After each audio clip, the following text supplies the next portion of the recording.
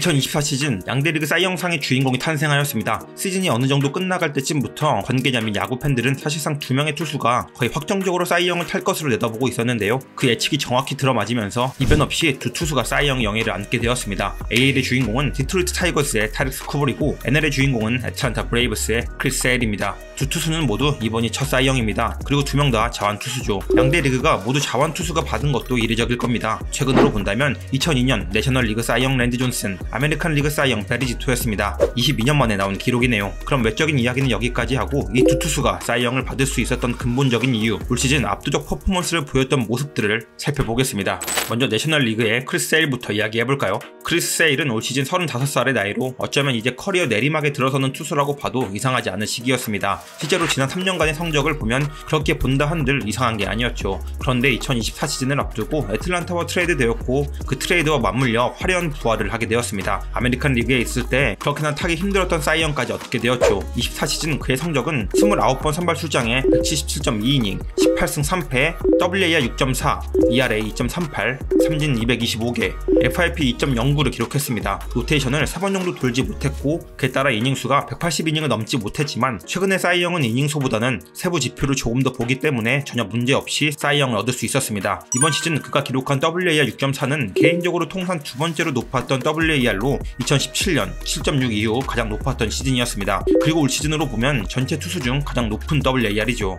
브레이브스가 24년 부상으로 정말로 많이 고생했는데 브레이브스가 프로까지 갈 수 있었던 1등 공신은 누가 그래도 크리스 세일의 존재였다고 할 수 있겠습니다. 그럼 세일의 배경 설명은 여기까지 하고 이렇게 훌륭한 기록을 작성할 수 있었던 퍼포먼스에 대해서 분석해보도록 하겠습니다.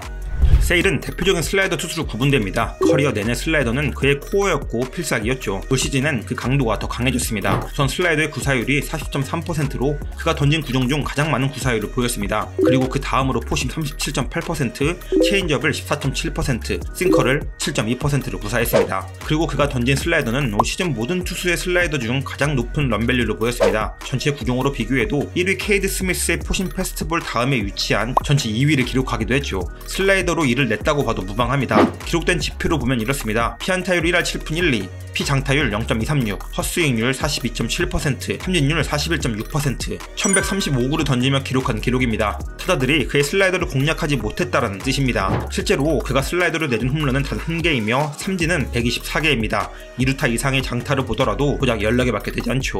그럼 여기서 우리는 의문이 생길 수밖에 없습니다. 아니 크리스 세일 슬라이더 던질 거 알고 지금까지도 그래왔는데 도대체 뭐가 달라졌길래 이렇게까지 엄청난 성적을 기록하는 거야? 라고 말이죠. 첫 번째 원인은 구속입니다. 2023년 페스티벌의 평균 구속은 93.9마일이었고 올 시즌은 94.8마일이었습니다. 대략 1.5km 정도 상승했다고 볼 수 있습니다. 별 차이 나지 않는 것처럼 보이지만 95마일 이상의 투구 비율로 보면 전년도가 14.7%였고 이번 연도가 21.4%였습니다. 구속이 빨라진 것도 빨라진 건데 MLB 타자들의 눈에 확실히 빨라 보일 수 있는 95마일 이상의 투구가 늘었다는 게 올 시즌 그의 성적에 증가된 가장 큰 이유 중 하나일 겁니다. 이는 최전성기라고 볼 수 있는 2017년 22.3%의 버금가는 수치였습니다. 게다가 페스티벌 슬라이더의 회전수는 지난해에 비해 100에서 200 정도 상승하기도 했습니다. 역시 투수가 부활하는 데 있어 가장 중요한 건 구위가 좋아져야 한다는 명제를 다시 한번 확인해 볼 수 있는 계기가 된 것 같네요. 두 번째는 체인지업의 진화입니다. 크리스 세일은 커리어 내내 체인지업을 3피치로 활용했습니다. 그런데 그렇다고 그의 체인지업이 좋았다? 라고 말하기엔 다소 부족했던 게 사실입니다. 체인지업의 로케이션, 구위 모두 상위급 피칭이라고 말할 수 없었던 게 맞습니다. 헌데 이번 시즌 그의 체인지업은 말 그대로 킥이었습니다. 자완 사이드암 투수인 그에게 체인지업의 진화는 우타자를 상대로 하여금 카드를 한 장 더 들고 있는 것이기에 큰 힘이 될 수밖에 없습니다. 23년과 24년의 체인지업 기록을 비교해보면 이렇습니다. 23년 피안타율 3할 9리, 피장타율 0.473, 헛스윙률 32.2%, 구사율 13.1%, 24년 피안타율 1할 5푼 9리, 피장타율 0.195, 헛스윙률 23.6%, 구사율 14.7%. 확실히 지표적으로 개선되어 있는 것을 볼 수 있죠. 그럼 어째서 좋아졌을까요? 간단하게 볼 구사율이 높아졌습니다. 네, 존 구사율 말고 존 밖의 구사율이 높아졌습니다. 왼쪽이 지난해 전체 구사된 피칭이고 오른쪽이 올해 구사된 피칭 내용입니다. 전체적인 피칭 구사량 자체가 올해가 많지만 확실히 바깥쪽에 더 많은 피칭을 구사됐습니다. 냈음이 보이실 겁니다. 체인지업을 꾸역꾸역 스트라이크로 집어넣기보다는 절대적으로 우타자 바깥쪽으로 유인하려는 로케이션을 기본 골자로 잡게 되면서 지표가 개선되었다고 볼 수 있습니다. 대표적인 예시로 보도록 하죠. 이건 지난해 경기 중 하나를 랜덤으로 뽑은 건데 휴스턴의 경기에서 피칭 궤적입니다. 초록색이 체인지업인데 좌단 하단 부분에 집중되어 있죠. 바깥쪽 하단 스트라이크 존을 공략하려 했던 것을 볼 수 있습니다. 존에 걸치는 듯한 느낌의 피칭이 주요 패턴이었습니다. 이건 이번 시즌 경기 중 하나를 가져왔습니다. 양키스와의 경기의 피칭 궤적인데요. 체인지업의 위치가 걸친 듯한 느낌보다는 절대적으로 바깥쪽으로 유인구로 활용한다는 느낌이 강하게 있습니다. 다른 경기의 피칭 내용을 보더라도 전반적으로 이런 느낌의 피칭을 자주 볼 수 있습니다. 실제 경기를 보면 이런 느낌인데 이런 식으로 완전 유인구성으로 체인지업을 던지고 거기에 타자들이 스윙을 하는 모습이죠. 같은 공이라도 어떻게 던지느냐에 따라 피칭 내용이 천차만별로 달라지는지 알 수 있는 좋은 대목이라고 할 수 있습니다.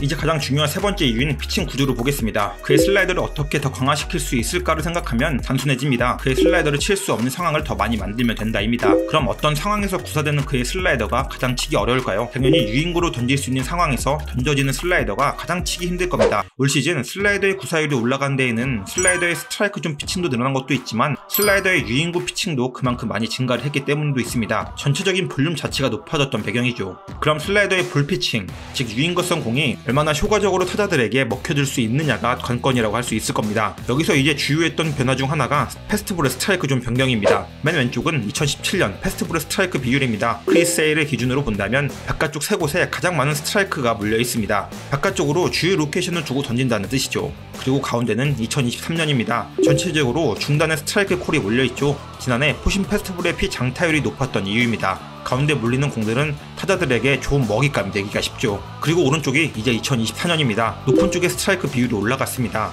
작년 그리고 2017년과 비교해도 의도적으로 높은 쪽 스트라이크의 비중을 높이려고 노력을 했다는 이야기입니다. 그리고 이렇게 받아낸 카운트 하나하나가 그의 슬라이더를 더 빛나게 만들어줍니다. 패스트볼의 스트라이크 비율이 올라갔고 그리고 그 스트라이크의 비율이 올라간 곳이 높은 쪽 상단입니다. 보통 좌타자 바깥쪽 낮은 쪽으로 들어가는 그의 슬라이더가 이렇게 하이 패스트볼 스트라이크가 찍히고 난 후 이런 식으로 들어가게 된다면 타자 입장에선 정말 어려울 수밖에 없게 되죠. 게다가 슬라이더 자체의 피칭 구조 변화도 있는데요. 바로 우타자 바깥쪽, 즉 백도어 슬라이더의 증가였습니다. 올 시즌 유독 바깥쪽 슬라이더를 많이 던졌습니다. 말 그대로 허를 찌르는 일격을 가하는 순간들이 많았죠. 슬라이더 자체의 패턴도 다양화가 이뤄진 것이죠. 투 스트라이크 상황에서 바깥쪽 멀리서 안쪽으로 들어오는 슬라이더를 볼과 스트라이크로 구분해 고른다? 너무 어려운 일이죠. 게다가 이 패턴의 추가는 앞서 언급한 체인지업의 구사율 증가와 결합돼 더욱 바깥쪽에서 형성되는 변화구들을 공략하기 어렵게 만들었습니다. 그럼 다시 앞으로 되돌려 앞서 최초의 의문이었던 크리스의 슬라이더 던질 거 아는데 어떻게 이렇게 잘해진 거야? 라는 질문에 해답이 됐을 것이라 봅니다. 패스트볼이 빨라졌고 그리고 그 빨라진 패스트볼로 더 강하게 존 공략을 했으며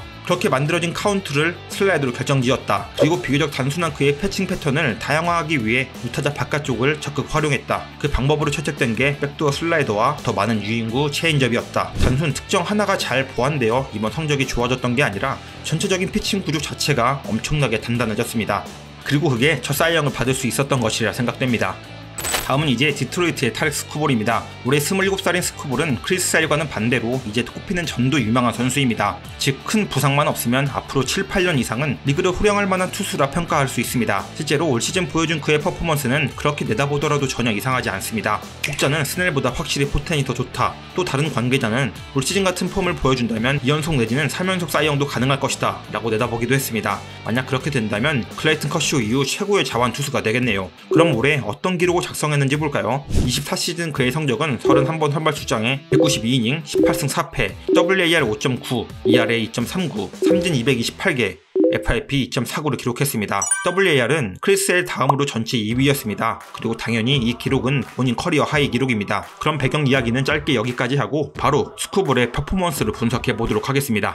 스쿠볼의 최장점은 포심 패스트볼입니다. 포심 구사율이 42.8%로 가장 높기도 하거니와 평균 96.8마일과 100마일이 넘나드는 강속구 피칭을 하는 자완 파이어볼러이죠. 게다가 팔각도가 상당히 높습니다. 요즘 강속구 투수들에게 쉽게 볼 수 없는 팔각도를 보여주고 있는데요. 높은 쪽에서 낮은 쪽으로 찍혀 들어가는 패스트볼과 높은 쪽에서 높은 쪽으로 살아 들어가는 패스트볼 모두 상당히 위력적인 모습을 보이는 게 특징입니다. 공연 회전수가 2200대로 높은 편도 아니고 패스트볼의 스윙 무브먼트가 MLB 최정상급은 아니지만 흔하지 않은 팔각도 그리고 거기서 기인하는 훌륭한 디셉션은 그의 97, 98마일 패스트볼을 더욱 공략하기 어렵게 만들기에 충분한 무기가 되어줍니다. 공 자체가 엄청나게 묵직하게 느껴지지는 않지만 마치 존을 찍고 들어오는 매우 날카로운 송곳 같은 느낌이 드는 패스트볼을 지닌 투수라고 할 수 있죠. 올 시즌 패스트볼의 기록은 피안타 장타율 1할 9푼 7리, 피장타율 0.286, 헛스윙률 27.7%를 보이고 있습니다. 패스트볼이지만 거의 변화구 같은 기록을 작성하고 있죠. 또 추가적으로 인상적인 기록이 있는데 이렇게나 빠른 패스트볼임에도 하드입 비율이 36%대입니다. 그만큼 그의 패스트볼에 정타를 맞추기 어렵다는 뜻이겠죠. 단순 이런 수치적 기록뿐 아니라 실제로 보는 맛도 상당한 공이라고 할 수 있겠습니다. 그럼 이 스쿠브리라는 투수는 이 패스트볼 원툴로 사이영을 차지할 수 있었던 것이냐? 또 그건 당연히 아닙니다. 플러스 피칭이 하나밖에 없다면 절대 결코 사이영 주인공이 될 수 없죠. 패스트볼뿐 아니라 슬라이더, 싱커, 체인지업 모두 플러스급의 피칭이라고 할 수 있습니다. 게다가 자주 던지지는 않지만 커브와 스플리터까지 활용하며 다양성까지 갖추고 있죠. 100마일의 강속구 피칭을 하면서도 절대 단순한 피칭 구성을 보이는 투수가 아니란 걸 알 수 있는 부분이죠. 매우 단단한 피처라고 할 수 있습니다. 그리고 저는 이 단단함이야말로 이 선수의 가장 큰 무기라고 생각합니다. 그렇게 생각하는 포인트들을 같이 살펴보죠. 첫 번째 포인트는 절대적 유리한 볼 카운트의 선점입니다. 스쿠볼의 초구 스트라이크 비율은 70% 정도 됩니다. 이렇게 강력한 구위를 갖추고 있는 투수에게 초구 스트라이크를 잡히고 들어간다는 건 구조적으로 확률이 높아질 수가 없습니다. 그리고 이게 끝이 아니라 그는 그 다음에도 지속적으로 공격적인 피칭을 합니다. 스트라이크 중 구사율이 매우 높은 투수입니다. 본인의 강점이 강력한 패스트볼을 활용해 절대적 주도권을 타자에게 내주지 않겠다라는 강한 의지를 내비춥니다. 에이스의 자질을 갖추고 있는 강인한 심장과 강인한 멘탈을 지닌 선수라고 할 수 있습니다. 물론 단점도 있습니다. 너무 과도하게 초구와 2구에 밀어넣으려는 경향이 있다 보니 초구와 원스트라이크 노블 상황에서 안타를 맞는 확률이 다소 높습니다. 하지만 그렇다고 스트라이크를 넣지 않는다면 결국 투수가 지는 싸움이 시작됩니다. 그것을 잘 알고 절대적으로 지키려 하죠. 다만 앞으로 더 발전할 포인트로 이 초구와 둘째 구에서 밀어넣는 변화구에 대한 개선이 필요하지 않나 싶긴 합니다. 즉 스트라이크 존을 강력하게 찢을 수 있는 변화구의 필요성이 필요하다는 이야기죠. 스쿠볼의 두 번째 단단함의 상징은 자신이 세워놓은 구조를 전적으로 신뢰한다는 겁니다. 이 말은 바꿔 말하면 자신이 던지는 구종에 대한 완성도를 믿는다는 이야기입니다. 실제로 그가 던지는 메인급 구종은 다 플러스급의 피칭이죠. 만약 커브만 조금만 더 다듬어진다면 스쿠볼은 정말 완성형 피처라고 봐도 좋습니다. 이미 살짝 도 같은 느낌이 들죠. 그런 느낌을 받는 이유는 그가 구사하는 피칭 패턴 때문인데요. 총 7가지 구종을 던지고 플러스급 피칭을 4개나 던질 수 있지만 사실 스쿠볼의 피칭 패턴은 복잡하지 않습니다. 뭘 해야 타자들이 싫어하는지 정말 잘 알고 있는 느낌으로 딱딱 싫어할 만한 것만 구사하죠. 우타자에겐 포신과 체인지업으로 주로 던지고 저타자에겐 철저하게 싱커와 슬라이더를 활용해 피칭을 합니다. 어찌 보면 단순할 수 있지만 단순하기에 그만큼 단단할 수 있기도 합니다. 예컨대 이렇습니다. 저타자를 상대할 때 싱커와 슬라이더의 커플링을 활용해 피칭을 구성하려 합니다. 그리고 간혹 하나씩 툭툭 던지는 체인지업으로 상대방에게 혼란을 추가시켜주죠. 매우 단순하면서도 영리한 피칭입니다. 그만큼 자신의 피칭 하나하나의 퀄리티를 믿기에 가능할 겁니다. 우타자에게도 마찬가지입니다. 기본 굴자는 패스트볼과 체인지업입니다. 패스트볼은 높은 쪽 구사를 선호하지만 타자에 따라 그리고 상황에 따라 몸쪽, 낮은 쪽 어느 곳이든 찔러 넣을 수 있는 컨트롤이 됩니다. 그리고 그 기반으로 가장 껄끄러운 조합인 체인지업을 필요 순간마다 집어넣습니다.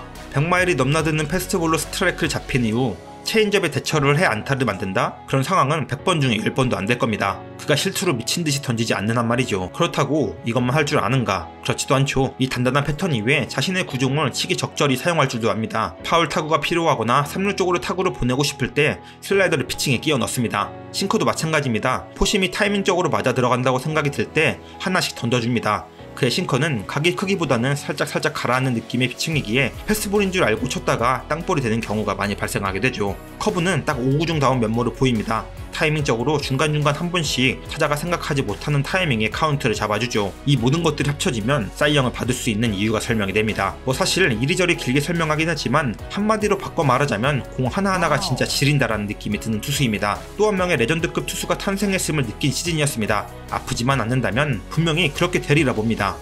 이렇게 두 명의 사이영 투수에 대해서 알아봤는데요. 어떻게 재미있게 보셨나요? 두 투수가 가진 각기 다른 장점과 특징을 살려 영상을 만들어 보았습니다. 이 위대한 투수들의 강력함이 잘 전달되었기를 바라면서 오늘의 영상을 마치겠습니다. 감사합니다.